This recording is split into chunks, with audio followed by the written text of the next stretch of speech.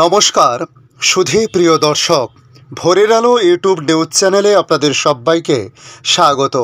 সুপ্রভাত। আজ 27 জুন বৃহস্পতিবার। এই মুহূর্তে আবহাওয়ার সবচেয়ে বড় আপডেট। উত্তরবঙ্গে লাগাতার বৃষ্টিপাত চললেও দক্ষিণবঙ্গবাসী সেভাবে বৃষ্টি পাচ্ছে না।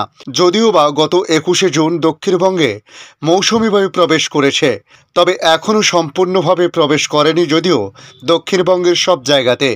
তবে আজ বৃষ্টিপাতের সম্ভাবনার কথা বলা হয়েছে দক্ষিণবঙ্গের একাধিক জেলাতে। এদিকে আটকে থাকা মৌসুমি বায়ু এবার আরও বেশ কিছুটা এগোতে শুরু করেছে।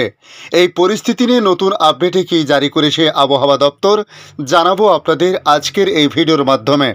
তুলে ধরব বাংলাদেশ আবহাওয়া দপ্তর বাংলাদেশ নিয়ে কি জানিয়েছে। চাতকের দৃষ্টিতে বৃষ্টির অপেক্ষায় দেশের বহু অংশ। রবিবার বৃষ্টির পূর্বাভাস সত্ত্বেও মাটি ভেজার হতাশায় দেশে বহু প্রান্তের মানুষ। তবে এই উইকেন্ড থেকেই উত্তর পশ্চিম ভারতে ভারী থেকে অতি ভারী বর্ষণের পূর্বাভাস রয়েছে। একই সঙ্গে পশ্চিমবঙ্গের জন্য রয়েছে সুখবর। আইএমডির পূর্বাভাসে বলা হয়েছে পশ্চিমবঙ্গের বাকি অংশে আর 2 থেকে 3 দিনের মধ্যেই বর্ষা প্রবেশ করে যাওয়ার অনুকূল পরিস্থিতি তৈরি হয়েছে। এছাড়াও বর্ষা প্রবেশের অনুকূল পরিস্থিতি তৈরি হয়েছে উত্তর আরব সাগরের অবশিষ্ট অংশে, গুজরাট, মধ্যপ্রদেশ, রাজস্থানের আরও কিছু অংশে, ছত্তিশগড়ের বাকি অংশে। পাশাপাশি বর্ষা প্রবেশের অনুকূল অবস্থা তৈরি হয়েছে ঝাড়খণ্ড ও বিহার, পূর্ব উত্তরপ্রদেশের বেশিরভাগ অংশ, পশ্চিম উত্তরপ্রদেশের আরও কিছু অংশ, উত্তরাখণ্ডের কিছু অংশ, হিমাচল প্রদেশ, জম্মু কাশ্মীর, লাদাখ, গিলগিট বাল্টিস্তান, মুজফ্ফরবাদ, পাঞ্জাবের উত্তর অংশ এবং হরিয়ানার উত্তর অংশে চলতি বছরে বর্ষা প্রবেশের বেশ কিছুটা বিলম্ব হয়েছে। প্রায় 9 দিন দেরি হয়েছে তার প্যাভিলিয়নে নামতে। উত্তর পশ্চিম ভারতে 57% বৃষ্টির ঘাটতি সহ দেশের 19% বৃষ্টির ঘাটতি রয়েছে। মধ্য ভারতে 23% ঘাটতি, 16% পূর্ব ও উত্তর ভারতে ঘাটতি রয়েছে বর্ষার। আইএমডি বলছে হারানো তেজ ফিরে পেলেই বর্ষা আরও অগ্রসর হবে এবং 5 জুলাইয়ের মধ্যে পুরো দেশকে ঢেকে ফেলবে। উত্তরবঙ্গের আবহাওয়ার পূর্বাভাস অনুযায়ী আগামী আরও 5 থেকে 7 দিন সবকটি জেলাতে হালকা থেকে মাঝারি বৃষ্টি হতে পারে। আবহাওয়া দপ্তর আগামী কয়েকদিনের জন্য উত্তরবঙ্গের কিছু অংশে কমলা সতর্কতা জারি করেছে।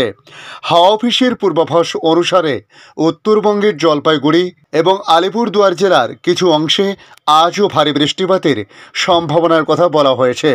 পাশাপাশি ভারী বৃষ্টিপাত হতে পারে কোচবিহার ও দার্জিলিং জেলায়। এই কারণে কমলা সতর্কতা জারি করা হয়েছে এই জেলাগুলিতে।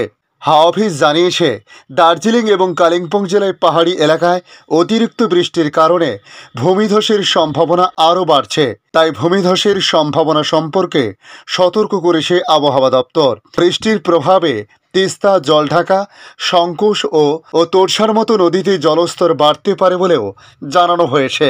বুধবারের পর আজ বৃহস্পতিবার এবং আগামীকাল শুক্রবার পর্যন্ত ভারী বৃষ্টিপাত হতে পারে দার্জিলিং, জলপাইগুড়ি, কালিম্পং, আলিপুরদুয়ার, কুচবিহারে। বৃহস্পতিবার অর্থাৎ আজ ভারী বৃষ্টিপাত হতে পারে জলপাইগুড়ি, আলিপুরদুয়ার, কুচবিহার জেলার কিছু কিছু জায়গাতে। জুন মাসের শেষ হতে চলল আজ 27 জুন, তবুও বৃষ্টির দেখা নেই দক্ষিণবঙ্গে। হাহুতাশি সার। গত সপ্তাহের অস্বস্তিকর গরম শেষে ছিটেফোঁটা বৃষ্টিতে সন্তুষ্ট থাকতে হয়েছিল কলকাতা সহ দক্ষিণবঙ্গের অধিকাংশ জেলাকে। বর্ষা ঢুকলেও তার ঝোড়ো ব্যাটিংয়ের কোনো পাত্তাই নেই। তবে সুখবর দিয়েছে আলিপুর আবহাওয়া দপ্তর। আলিপুর আবহাওয়া দপ্তরের অধিকর্তা হাবিবুর রহমান বিশ্বাস জানিয়েছেন জুলাই মাসের শুরুতে বৃষ্টির খরা কাটতে চলেছে দক্ষিণবঙ্গে। জুনের শেষ ও জুলাই মাসের শুরুতে ভারী বৃষ্টির সম্ভাবনা দক্ষিণবঙ্গের বেশ কিছু জেলাতে। এমনই সম্ভাবনা দেখছেন আবহাওয়া বিজ্ঞানীরা। একই দেরিতে বর্ষা ঢুকেছে দক্ষিণবঙ্গে, তার উপর গুটি গুটি বর্ষা এলেও বৃষ্টি না হওয়ার জন্য জুন মাসে ব্যাপক বৃষ্টির ঘাটতি দেখা দিয়েছে। জুন মাসের শেষ ও জুলাই শুরুতে অর্থাৎ আর দিন 4-5 মধ্যে বঙ্গোপসাগরে ঘূর্ণাবর্ত নিম্নচাপে পরিণত হতে পারে বলে আবহাওয়ার ইঙ্গিত। সেই প্রভাবেই বাড়তে পারে বৃষ্টি, এমনটাই জানালো আলিপুর আবহাওয়া দপ্তর। দক্ষিণবঙ্গে বর্ষা দেরিতে আসা এবং সেভাবে কোনো সিস্টেম না থাকায় বৃষ্টিতে ঘাটতি দেখা দিয়েছে। দক্ষিণবঙ্গে এ পর্যন্ত বৃষ্টির ঘাটতি প্রায় 72%। বিভিন্ন জেলায় 50 থেকে 80% পর্যন্ত বৃষ্টির ঘাটতি দেখা দিয়েছে। কলকাতাতেই 86%, মুর্শিদাবাদে 84% এবং উত্তর 24 পরগনায় প্রায় 79% বৃষ্টির ঘাটতি রয়েছে। অন্যদিকে উত্তরবঙ্গে প্রায় 64% অতিরিক্ত বৃষ্টি হয়েছে, যদিও মালদাহতে বৃষ্টির ঘাটতি রয়েছে প্রায় 77%। অতিরিক্ত বৃষ্টি হয়েছে বেশি আলিপুরদুয়ারে প্রায় 94 এবং কুচবিহারে 159% কাছাকাছি বলে বলা হয়েছে। তবে সিস্টেম বিষয়ে যেটুকু জানা গেছে, রাজস্থান থেকে বাংলাদেশ পর্যন্ত অক্ষরেখা রয়েছে, যেটি উত্তরবঙ্গের উপর দিয়ে রয়েছে। উত্তর পূর্ব এবং পূর্ববর্তী বঙ্গোপসাগরে ঘূর্ণাবর্ত রয়েছে। এর প্রভাবে নিম্নচাপে পরিণত হতে পারে বলে জানানো হয়েছে। তবে পশ্চিমের জেলায় বৃষ্টি বাড়তে পারে, বজ্রবিদ্যুৎ সহ হালকা থেকে মাঝারি বৃষ্টির সম্ভাবনা দক্ষিণবঙ্গের প্রায় সব জেলাতেই আজ রয়েছে বলে জানানো হয়েছে। সকাল থেকে মেঘলা আকাশ লক্ষ্য করা যাবে, মাঝে মধ্যে বিক্ষিপ্ত বৃষ্টিপাত হতে পারে, তবে সেভাবে দাপট আজও দেখাতে পারবে না বলে জানাচ্ছে আবহাওয়া দপ্তর। তবে আজ বৃষ্টিপাত সেভাবে কিন্তু বাড়ছে না, অর্থাৎ সাময়িক কিছুটা বৃষ্টিপাত হতে পারে বলে জানানো হয়েছে।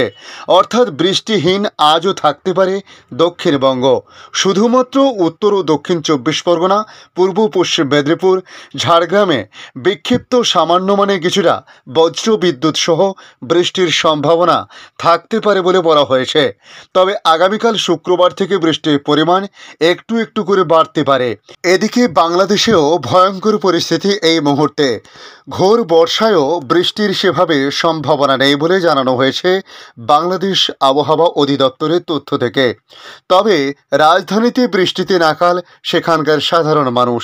বিগত কিছুদিন ধরে বৃষ্টিপাত না হওয়ার পর হঠাৎ করে গতকালই বেশ কিছুটা বৃষ্টিপাত হয়, একাধিক এলাকাতে জল জমে যায়। তবে সারা দেশে দিনের তাপমাত্রা সামান্য কমতে পারে, একই সঙ্গে 1 থেকে 2 ডিগ্রি সেলসিয়াস কমতে পারে রাতের তাপমাত্রা। আগামী 24 ঘন্টার আবহাওয়ার পরিস্থিতি নিয়ে বলা হয়েছে, সারা দেশে দিন এবং রাতের তাপমাত্রা সামান্য কমতে পারে। এদিন রংপুর, রাজশাহী, ময়মনসিংহ, ঢাকা, খুলনা, বরিশাল, চট্টগ্রাম ও সিলেট বিভাগের অধিকাংশ জায়গা অস্থায়ীভাবে দমকা হাওয়া সহ হালকা থেকে মাঝারি ধরনের বৃষ্টি অথবা বজ্রসহ বৃষ্টি হতে পারে। একই সঙ্গে দেশের কোথাও কোথাও মাঝারি ধরনের ভারী থেকে ভারী বর্ষণ হতে পারে।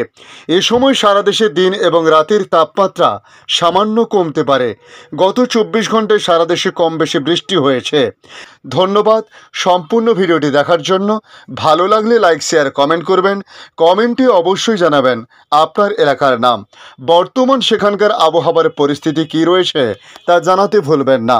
পাশাপাশি নতুন বন্ধুদের কাছে রিকোয়েস্ট করব, চ্যানেলটি সাবস্ক্রাইব করে রাখুন, তাহলে পরবর্তী আপডেটগুলি অতি সহজে আপনাদের কাছে পৌঁছে যাবে। ভালো থাকুন, সুস্থ থাকুন। ধন্যবাদ।